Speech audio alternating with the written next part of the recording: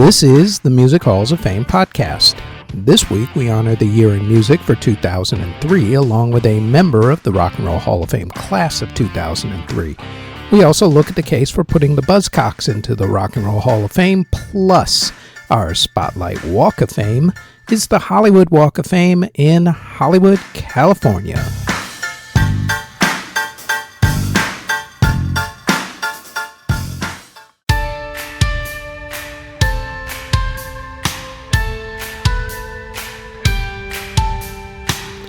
Before we get going with the podcast, like everyone tells you, please like, subscribe, and hit the notification bell so you'll know when these podcast episodes drop, which is usually every Thursday. Now, on to this week's episode.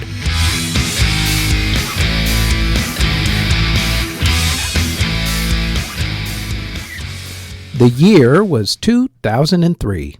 In music for that year, producer Phil Spector was arrested and later convicted for the death of actress Lana Clarkson. Spector would spend the rest of his life in jail for that.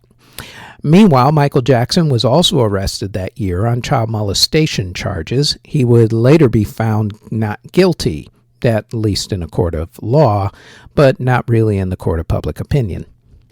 A fire in a nightclub in Rhode Island claimed 100 lives when pyrotechnics that were set off during a performance by the group's Great White set the nightclub on fire, quickly spreading and then trapping people inside. The Dixie Chicks, now known as the Chicks, created controversy and were pretty much canceled when they came out against the Iraq War, which at the time had high public approval ratings. Those ratings would later change. The iTunes Store opened online on April 28th of 2003, saving the music industry from itself. The Recording Industry Association of America started suing fans who downloaded music illegally, hence the reason why iTunes saved them from themselves. Singles didn't actually sell as much overseas, as 2003 was the first year that no single sold 1 million copies in the UK. Celine Dion started a trend when she started her residency shows in Las Vegas, pop and rock stars doing month-long and multi-year concert runs in casinos in Vegas would soon become the norm. Groups who were formed in 2003 included the Cheetah Girls, Chloe and Halle, Gnarls Barkley, Equilibrium, Nina Sky, Ramses, and the Pussycat Dolls. Groups who either broke up or took extended breaks in 2004 included BB Mac, Black Flag, Men Without Hats, Pantera, The Cranberries, Quiet Riot, Propellerheads, Remy Zero, The Righteous Brothers, The Rollins Band, S Club 7, Gang Starr, Gravity Kills, Seville, The Stone Temple Pilots, Suede, Winger, and Wild Orchid. As usual, a bunch of those groups got back together for a tour or two. Groups that got back together in 2003 included the Stooges and Edge of Sanity. Artists who were born in 2003 included Olivia Rodrigo, The Kid Laroi, Bad Barbie, Jojo Siwa, Tate McRae, Blanco, and Polina Bogusevic. Artists who unfortunately passed away in 2003 included country music superstar Johnny Cash, along with his wife, June Carter Cash, Maurice Gibb of the Bee Gees, singer and songwriter Warren Zevon, Howie Epstein of Tom Petty and the Heartbreakers, country music singer Johnny Paycheck, jazz songstress Nina Simone, R&B singer and songwriter Edwin Starr, Noel Redding of the Jimi Hendrix Experience, flute player Herbie Mann, entertainer Bob Hope, the founder of Sun Studios, Sam Phillips, entertainer Gregory Hines, entertainer Donald O'Connor, the maestro of love himself, Mr. Barry White, the queen of salsa, Miss Celia Cruz, country music singer Slim Dusty, singer Hank Ballard, singer Robert Palmer, singer-songwriter Elliott Smith, popular symphony conductor Michael Kamen, country music singer Don Gibson, singer Bobby Hatfield, rappers Sabotage, Camouflage, Half a Mill, and Soulja Slim, And Ty Longley of the aforementioned group Great White, who died in that fire we talked about a minute ago when he ran back inside the club in order to rescue his musical instruments. 50 Cent had the biggest selling album of the year on the pop charts with Get Rich or Die Trying. Other big albums were Norah Jones's Come Away With Me, Michael Jackson's Number Ones, the Dixie Chicks' Home, Linkin Park's Meteora, Evanescence's Fallen, Beyoncé's debut solo album Dangerously in Love, Christina Aguilera's Stripped, Britney Spears' In the Zone, Avril Lavigne's Let Go, and Coldplay's A Rush of Blood to the Head. 50 Cent also scored the number one single of 2003 on the Hot 100 singles chart with In the Club.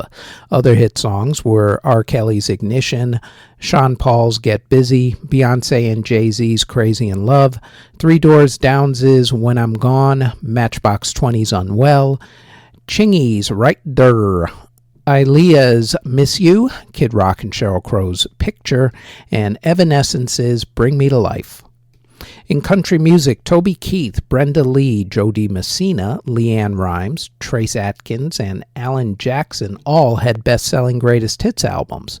Other big country albums that were released included Buddy Jewell's self-titled album, Chris Cagle's self-titled album, Daryl Worley's Have You Forgotten, George Strait's Honky Tonkville, Martina McBride's Martina, Brad Paisley's Mud on the Tires, Brooks and Dunn's Red Dirt Road, and Wynonna's What the World Needs Now Is Love.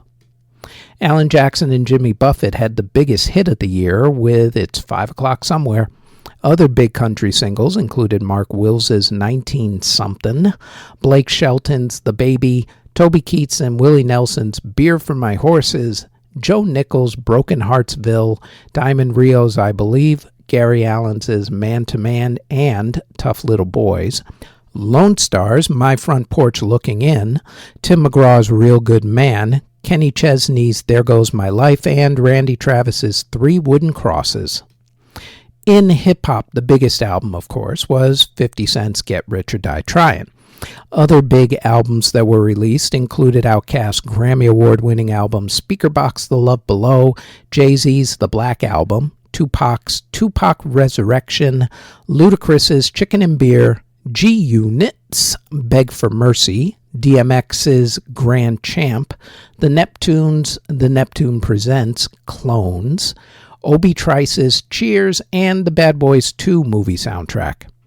As far as singles went, 50 Cent's In the Club was the biggest, but he also had competition from himself, specifically the songs 21 Questions, PIMP, and Wanksta.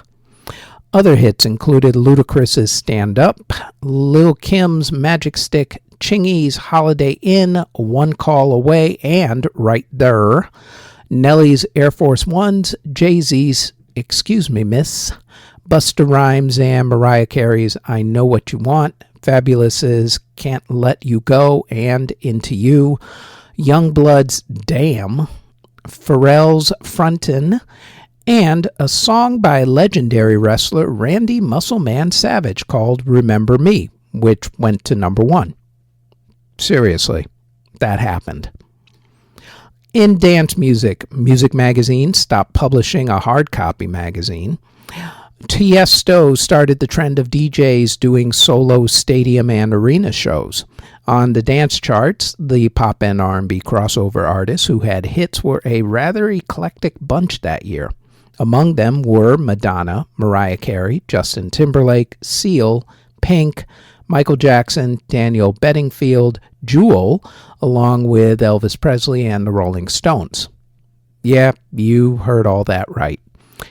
DJ Paul Oakenfold did a remix of Elvis's song Rubberneckin', and there was a remix of the Stones' classic Sympathy for the Devil. Both of those actually hit number one on the dance charts.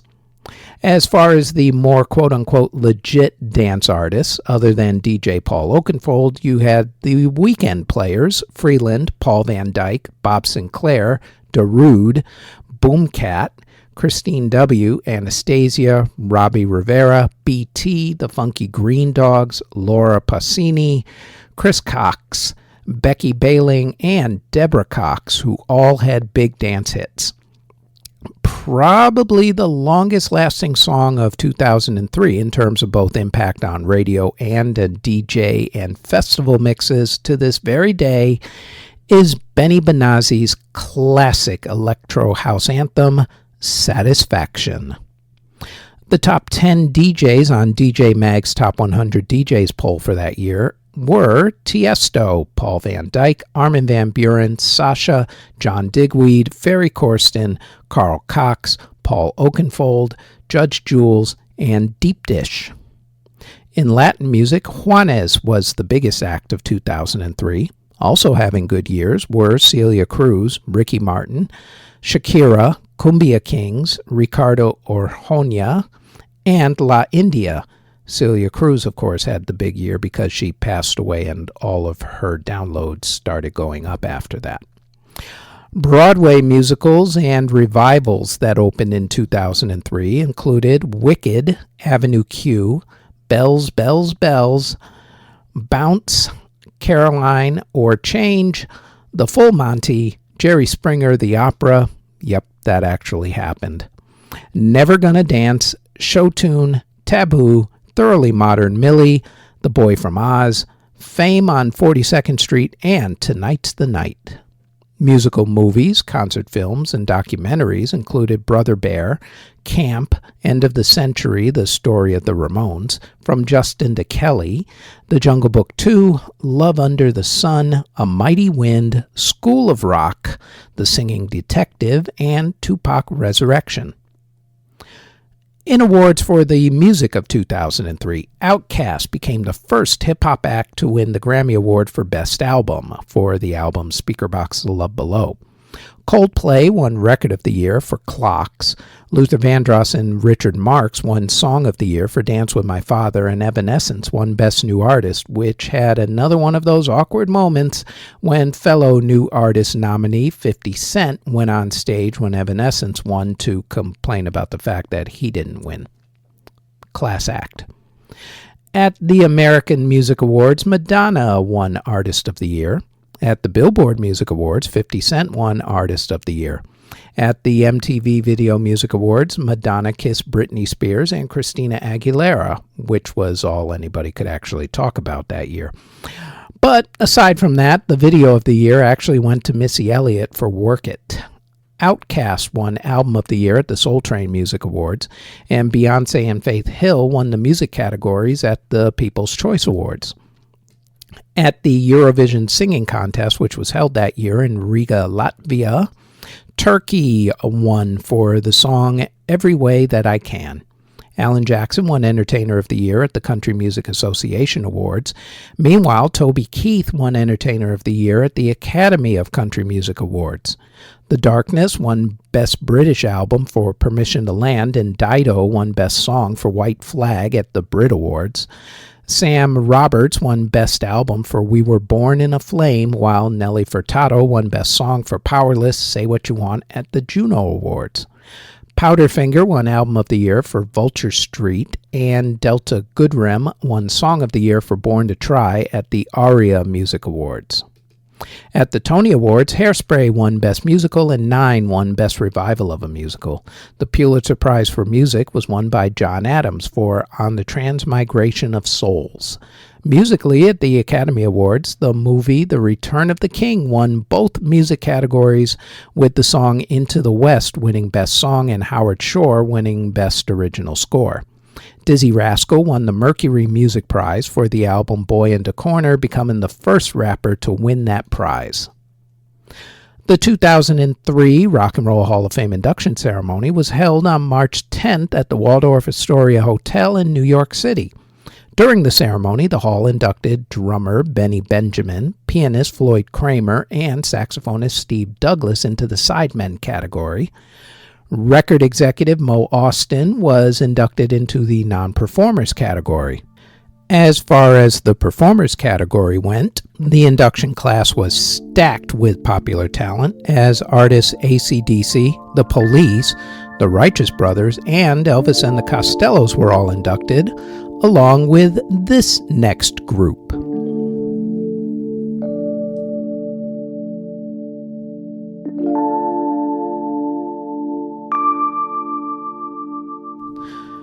United Kingdom was in a bit of a slump in 1976. Manufacturing jobs were being lost as the Industrial Revolution was grinding to a halt.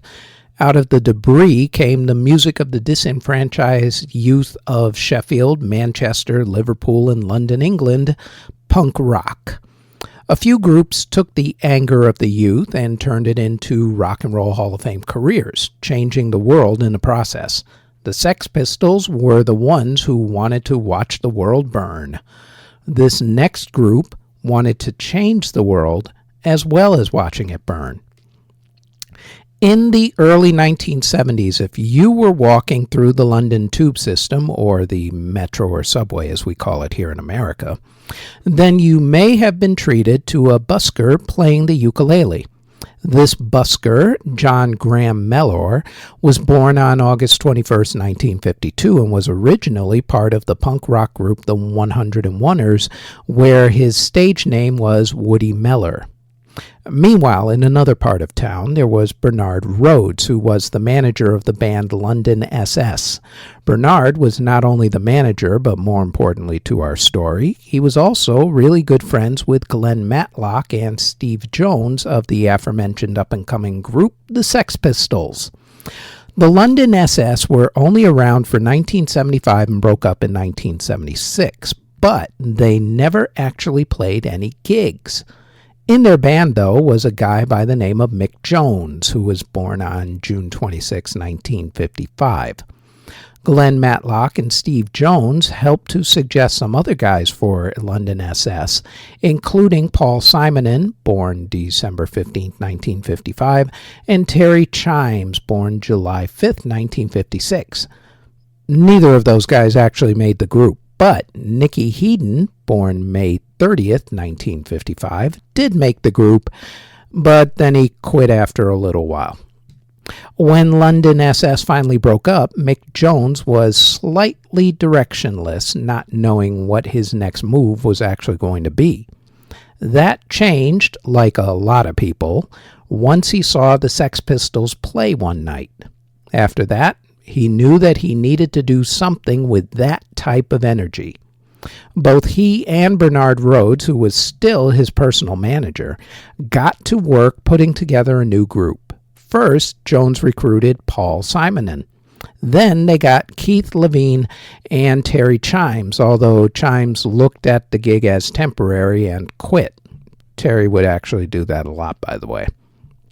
They still needed a lead singer and had looked at a guy by the name of Billy Watts. However, Rhodes had his eyes on another guy who was itching to get into a band that had that Sex Pistols energy, and who also himself had that same life-changing moment after seeing the Sex Pistols play, Woody Mellor. Woody said yes, since the 101ers were pretty much done as a band at that point. And while Terry was in wandering mode for a little while, this ragtag group got a guy named Pablo Lebreton to sit in until Chimes came back into the fold. And that was it. The group was formed. Now, to name the group. First, foremost at least, Woody Mellor changed his stage name to something that reflected his guitar skills, Joe Strummer. Then they named the band. First, the Weak Heart Drops. Meh, that was all right. Then the Psychotic Negatives. Okay, better for a punk band, but not quite there yet. And then Strummer came up with a name that kept showing up in a newspaper one day as he was reading it, Clash. And thus, the Clash were born. Their first gig was as the opening act for the Sex Pistols on the bicentennial of America's Independence Day, July 4th, 1976, at the Black Swan Bar in Sheffield, England. The Clash wanted that debut because it was a couple of days before their rivals, The Damned, played their opening slot for the Sex Pistols. The Clash looked at The Damned as rivals because both groups actually rose up from the ashes of the London SS group. Afterwards, they went to a club to watch a New York City punk rock band that was playing some gigs in England that night, the Ramones. And there, after getting into a fight with yet another punk rock band, The Clash decided to take themselves much more seriously.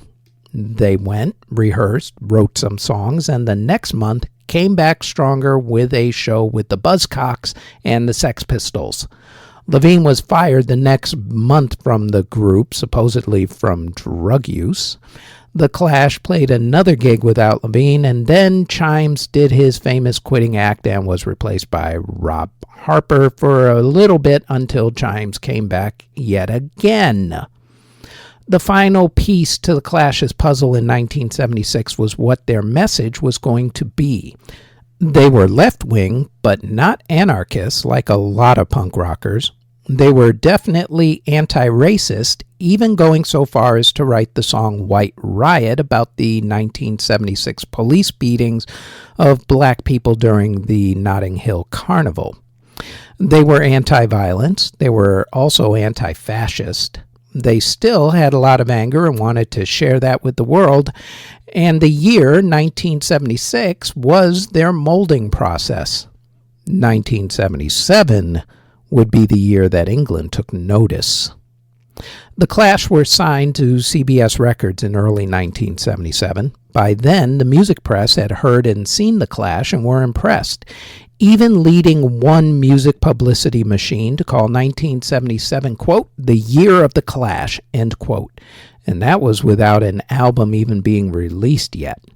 After writing most of the album in Mick's grandmother's apartment, the group recorded their debut self-titled album in February 1977 with Mickey Foote as the producer. Total production cost was 4,000 British pounds. The album The Clash was released on April 8, 1977, with the lead single, White Riot, setting the group's tone and being released a month earlier. Both the album and the White Riot single skyrocketed onto the British charts, with Riot going to number 34 and the album going to number 12. What the critics loved about the album was that it showcased the group's musical diversity, including reggae beats into the harsh punk rock guitar sounds. This sound actually helped to influence other groups like the Police and also helped to push another musical genre, ska music. During this time, Chimes left the group yet again, so the Clash got another drummer, Topper Headon. With Headon in tow, the Clash went out on tour and earned a reputation for being destructive, although it was mainly their fans that were tearing apart clubs and concert venues and not them. The big concert that they played that tour was April 30th, 1978's Rock Against Racism concert, which was put on to protest the racist and fascist movement of the National Front political party. CBS Records wanted them back in the studio. They got with producer Sandy Pearlman and produced the album Give 'Em Enough Rope, which was released on November 10, 1978. The album was less raw than their debut album. That was because CBS wanted the group to make it big in America, so they wanted a more polished, watered-down sound. The group didn't like that at all and were so bored making the album that Simon brought in World War II films to try and get some inspiration. They also got rid of Bernard Rhodes as their manager and brought in Caroline Coon. When the album was released, it was to critical acclaim, with some in the media calling it the best album of 1978. It even hit number 2 on the British charts. Where it didn't do well was where CBS wanted the band to water down their music for originally, America, where the best the album could do at the time was 128. American domination would have to wait, but it only had to wait for one more year. In the meantime, The Clash went out on tour and also released an EP, June 1979's The Cost of Living. The Clash went to Wessex Sound Studio in London in August and September of 1979 to record their next album, this time with Guy Stevens as producer. Stevens allowed the group to try a lot of different genres, which made this album richer in texture.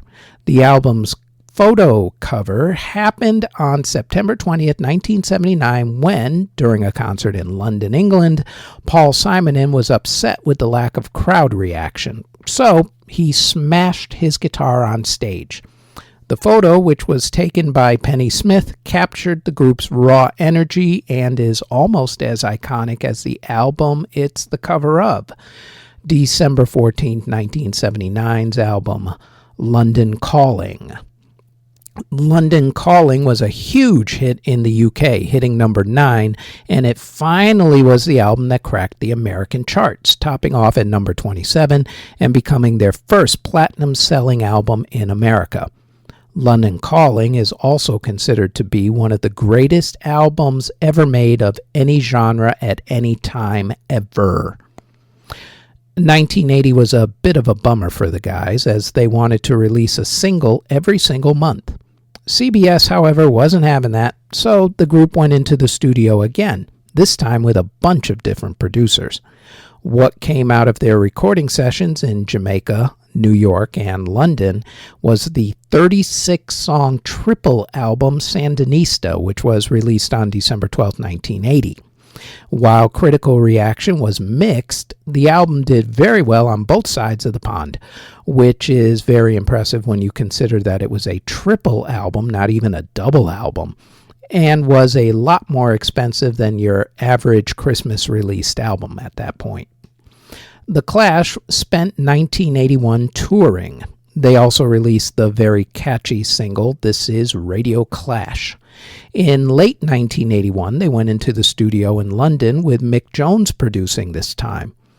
The rest of the guys weren't really happy with the more commercial tone the album was taking. Plus, Jones had developed a heroin addiction and was sometimes missing from his own recording sessions.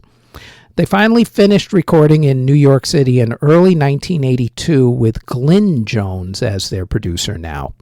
The album, Combat Rock, was released on May 13, 1982 and became a huge hit. It had the hit song Should I Stay or Should I Go, Straight to Hell, and that 80s chart topper Rock the Casbah, which rode the MTV bandwagon with a music video that hit heavy rotation. That would be the video with the Orthodox Jewish person going to a Clash concert with an Arab man while the band played next to an oil derrick with an armadillo roaming through the video for whatever reason that armadillo was going through. You know, I have no idea why they put that armadillo in there except that it had to do with desert, I guess. It was the 80s. I blame Obama. It was during the making of Combat Rock, by the way, that the wheels started to come off of the band. First, Strummer and Simonon brought back Bernard Rhodes as manager, over the wishes of Mick Jones.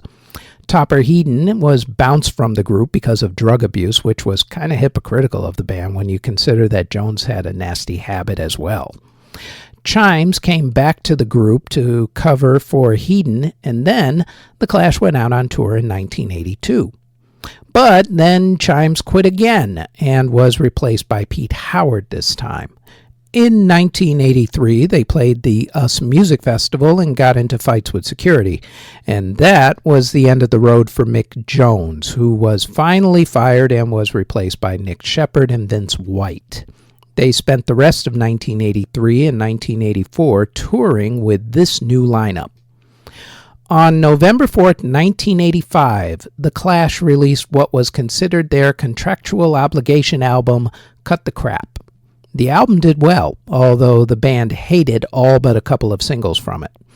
2 months later, in January 1986, The Clash officially called it quits and broke up. Mick Jones went on to form the new band Big Audio Dynamite, sometimes also called Big Audio Dynamite 2, who had hit songs of their own like The Globe, Rush, and Just Play Music. Levine, who left before the group became huge, went on to form Public Image Limited with Johnny Rotten of the Sex Pistols, once the Pistols had their own implosion in the late 1970s. PIL, as they're sometimes called, had hits like Disappointed, Public Image, and Don't Ask Me. Joe Strummer started Joe Strummer and the Mescaleros. Paul Simonon started a band called Havana 3 a.m. Topper Headon went solo but ended up in jail for a while on drug charges. On November 15th, 2002, Strummer and Jones actually got together and played 3 songs at a benefit concert. Unbeknownst to a lot of people at the time, both Strummer and Jones had written songs again together and were going to put them out. There was even talk of doing a reunion concert a few months later as the Rock and Roll Hall of Fame announced that The Clash would be inducted in 2003. Simon wasn't really into a reunion. Neither was Topper, who didn't even show up for the induction ceremony. In the end, it didn't matter because on December 22, 2002, Joe Strummer passed away from a congenital heart defect. As of this recording, the only other lineup member who had passed on is Keith Levine, who passed away on November 11, 2022 from liver cancer. The Clash released 6 studio albums. Of those, all of them went top 20 in the UK, while London Calling, Sandinista, and Combat Rock were the only ones to go top 20 in America. They also released 31 singles. Of those, 14 went top 40 in the UK and 2 went top 40 in America. Train in Vain from London Calling went to number 23, and Rock the Casbah from Combat Rock went to number 8. Of course, like a lot of classic rock acts, the hits that get played on the radio and streaming stations are the songs that didn't do well in America. This is Radio Clash, Should I Stay or Should I Go, White Riot, I Fought the Law, and their signature song, London Calling. None of those actually hit the top anything in America. The Clash influenced a ton of different bands and genres, and in the end, both Mick Jones and Joe Strummer got what they wanted. They, along with their British counterparts, the Sex Pistols, actually changed the world. For the better, most would say. Presented for induction by Tom Morello of 2023 inductees Rage Against the Machine, along with The Edge from 2005 inductees U2, Joe Strummer, Mick Jones, Nicky Topper Headon, Paul Simonon, and Terry Chimes. The Clash, inducted into the Rock and Roll Hall of Fame in 2003, and we have some of their music on this podcast music playlist, the link to which is in the show notes.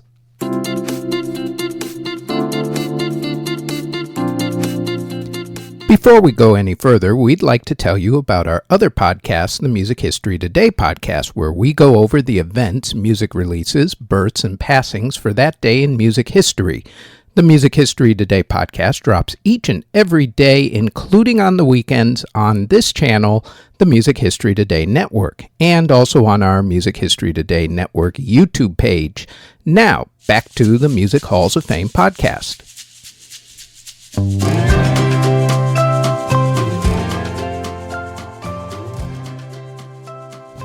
Since we just spoke about The Clash, let's look at the case for putting another group we just very briefly spoke about, the British punk rock band the Buzzcocks, into the Rock and Roll Hall of Fame. As is the norm, to the tail of the tape we go.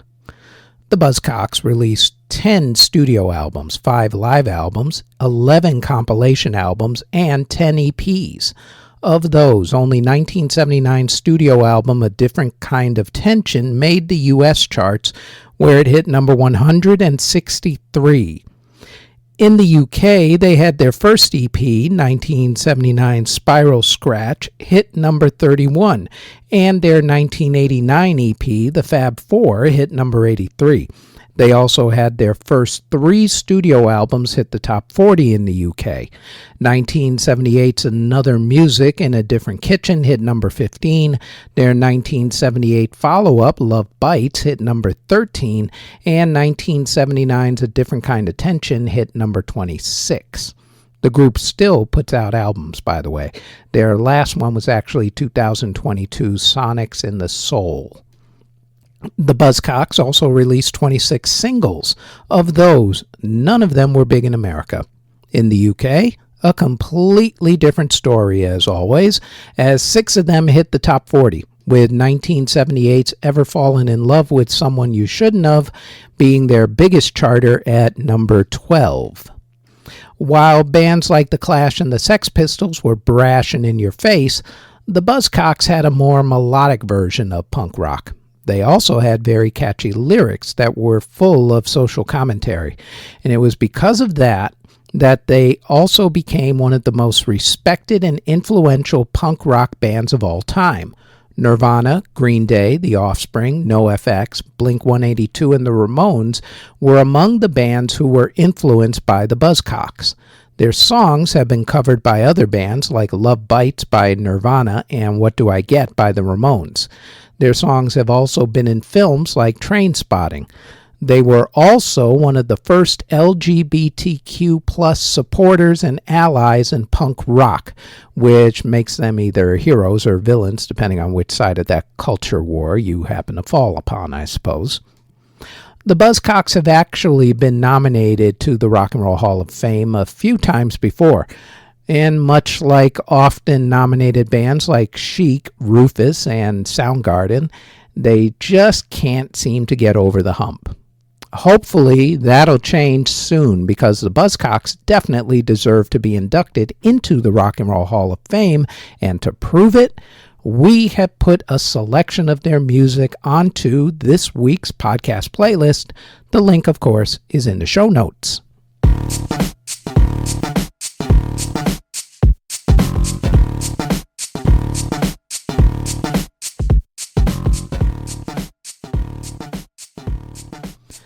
There are many walks of fame in the world. There's the Aerospace Walk of Honor in Lancaster, California, the Almeria Walk of Fame in Almeria, Spain, the Australian Film Walk of Fame in Sydney, Australia. However, when you think of walks of fame, you really only think of one, let's be honest. It's the most famous walk of fame of them all. It is the Hollywood Walk of Fame. The idea for the Walk of Fame was dreamed up by E.M. Stewart, who was president of the Hollywood Chamber of Commerce in 1953. People think that the idea of having stars came from the Hollywood Hotel, which had stars on the ceiling of their dining room. The final parameters for the project were agreed upon in 1955 and then presented to the Los Angeles City Council in 1956. Construction for the Walk of Fame started in 1958 and it ended in 1960. There were 8 people who were supposed to be given stars first: Oliver Borden, Ronald Coleman, Louise Fazenda, Preston Foster, Burt Lancaster, Edward Sedgwick, Ernest Torrance, and Joanne Woodward. However, director Stanley Kramer is actually credited with having his star installed onto the Walk of Fame first, on March 28, 1960. The popular myth is that Joanne Woodward was actually the first star, but she was the first person to be photographed posing with her star, so that myth kind of stuck. Pixar didn't happen, you know. The walk covers 1.3 miles down Hollywood Boulevard with a few side streets added as space permits. As of the end of 2023, there were 2,763 stars. The stars are awarded in 5 categories: film, television, theater/live performance, radio, and music. For our podcast, we'll only be dealing with artists who were awarded in at least the radio and music categories. People who get stars have to pay $50,000 for the upkeep to the star. And every year, the Chamber of Commerce gets over 200 names for consideration for a star, but only 20 to 24 stars are awarded during a normal year. There has only been one star that was not put onto the actual sidewalk: Muhammad Ali's, because he did not want to be walked on because he was a champion. He was inducted into the theater/live performance category because a lot of his fights were put on television, and his star is on a wall at Hollywood and Highland at 6801 Hollywood Boulevard. There have also been special stars given out to people who were part of the Hollywood community, such as former Los Angeles Mayor, the late Tom Bradley, and honorary Mayor of Hollywood and the guy most associated with promoting the Walk of Fame, the late great Johnny Grant. There have been stars given out to people as well who were not entertainers but who had done important things, especially on live television, such as the crew of Apollo 11. Usually, those stars are put in the live performance category. There have been two presidents who were given stars, Ronald Reagan and Donald Trump. Reagan was given one for his radio and acting career before he became president, and Trump because of his TV show The Apprentice. Only one star so far in the history of the Walk of Fame has ever been considered seriously for removal from the Walk of Fame, Donald Trump's. As of yet, no final decision has really been made about removing it, nor do I doubt that it'll ever be removed anyway, regardless. Politics, you know. Billy Idol was born William Michael Albert Broad on November 30th, 1955 in Stanmore, Middlesex, England, UK. He was first in the British punk group Chelsea, then became the lead singer of the popular punk rock band Generation X. Generation X released 3 albums on Chrysalis Records, but then they broke up. Billy took everything he learned during his time in the London punk rock scene and developed an extremely successful solo career once he left England for New York City, and then he hooked up with guitarist Steve Stevens. What also helped Billy's career was the fledgling cable music channel that started up when Billy made his solo debut, MTV. MTV desperately needed music videos, and Billy was making them, so MTV put them into heavy rotation.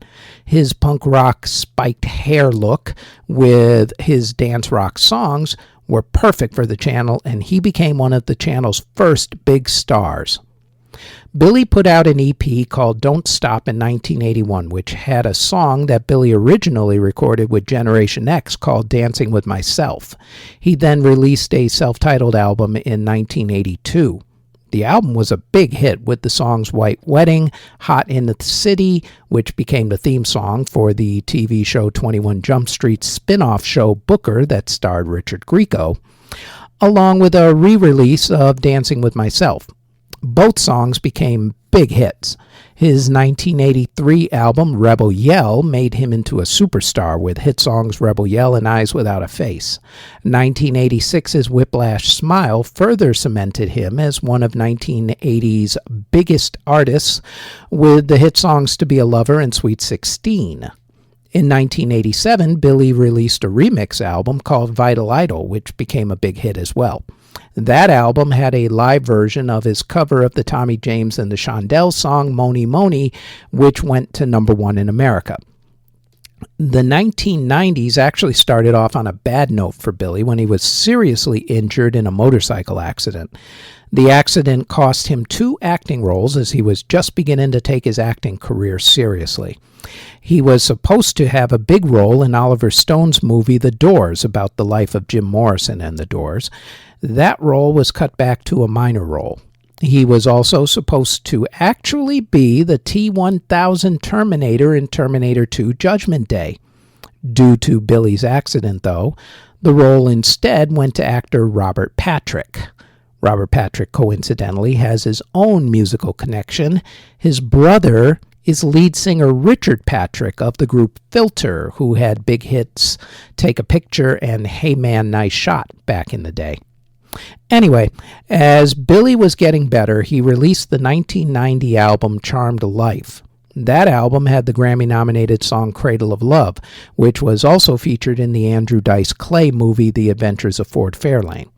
After that, Billy became a victim of the changing musical landscape, even though he kept putting out albums every few years. Steve Stevens and he went their separate ways, but then they got back together. And then, about a decade or so ago, right when 80s music started to make a comeback, so did Billy. At least in concert, as his shows routinely still sell out to this very day. With the help of his guitarist and writing partner, Steve Stevens, Billy put out 8 studio albums. Of those, 4 hit the top 40, with 2 of them, Rebel Yell and Whiplash Smile, going top 10. In his native UK, he had 5 go top 40, but only Whiplash Smile went top 10. Billy also put out 37 singles. In America, of those 37, 10 went top 40 on the pop charts, with 4 going top 10 and his remake of Mony Mony going to number 1. On the U.S. rock and roll charts, he did better, with 16 going top 40, 8 going top 10, and Cradle of Love going to number 1. In the U.K., only 10 went to the top 40, with 3 going top 10, and the highest only going to number 6. He was also nominated for 3 Grammy Awards and 10 MTV Video Music Awards back in the days when getting a music video award actually meant something. He has to date sold over 40 million records worldwide, and he and his sonic assassin Steve Stevens are still touring. At 6201 Hollywood Boulevard in front of the Shake Shack, you will find the star of William Michael Albert Broad, better known as Billy Idol, inducted with the 2,743rd star on the Hollywood Walk of Fame on January 5th, 2023, and we will put his greatest hits onto this week's podcast playlist. The link, as mentioned before, is, of course, in the show notes. The Music Halls of Fame podcast is part of the Music History Today network, which can be found under Music History Today on Spotify, Apple Music, Amazon Music, iHeartRadio, or wherever you get your podcasts from, and also on our YouTube page under Music History Today. Thank you very much for listening.